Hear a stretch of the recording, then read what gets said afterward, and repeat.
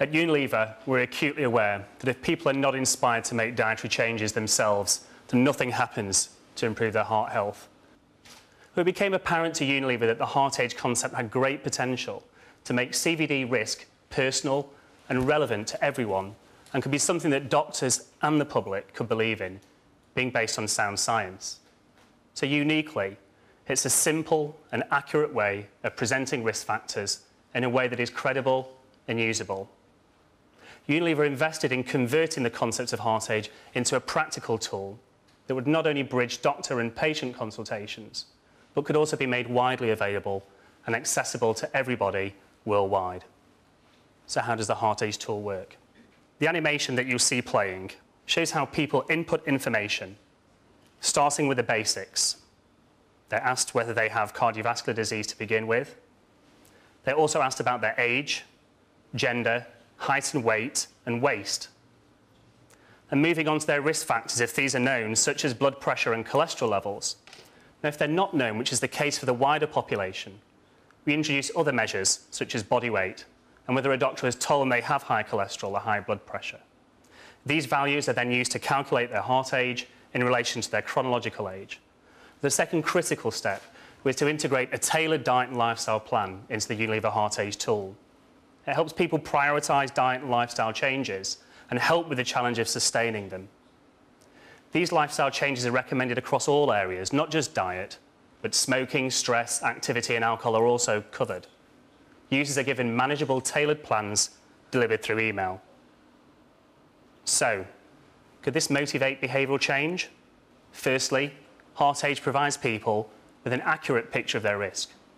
Secondly, given that perceived high risk is a first step to building behaviour change, Heart Age challenges people to take action and challenges what we call unrealistic optimism.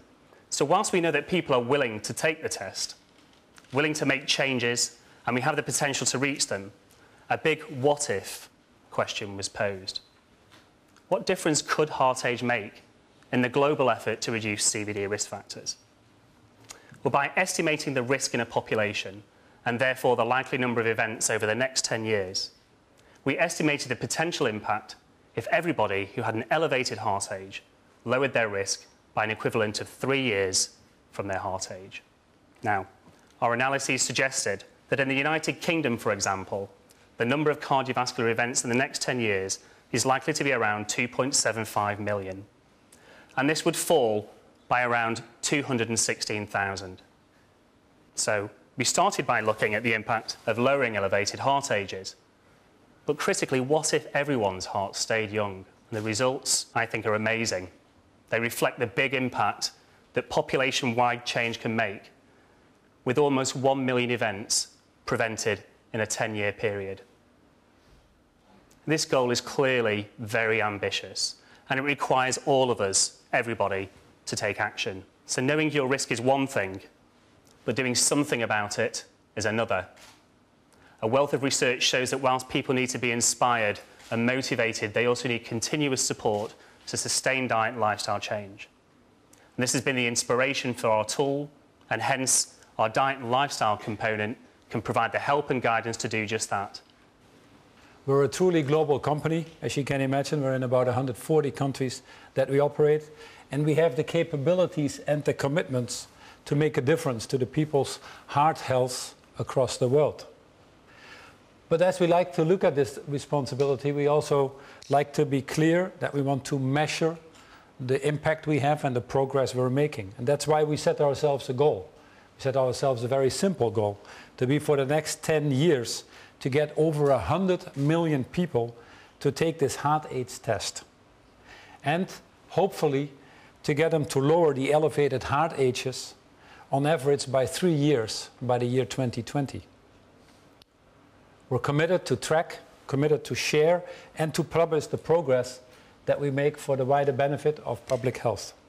By working with partners globally and locally is obviously vital to success. Nobody can do this alone. The issues are simply bigger than each of us individually can tackle. That's why I'm delighted that we are here today with the partnership with the World Heart Federation, and that we have extended this partnership for a further 3 years. I'm equally delighted to work with many others and local partners in each of the countries to get to this ambitious goal of 100 million people.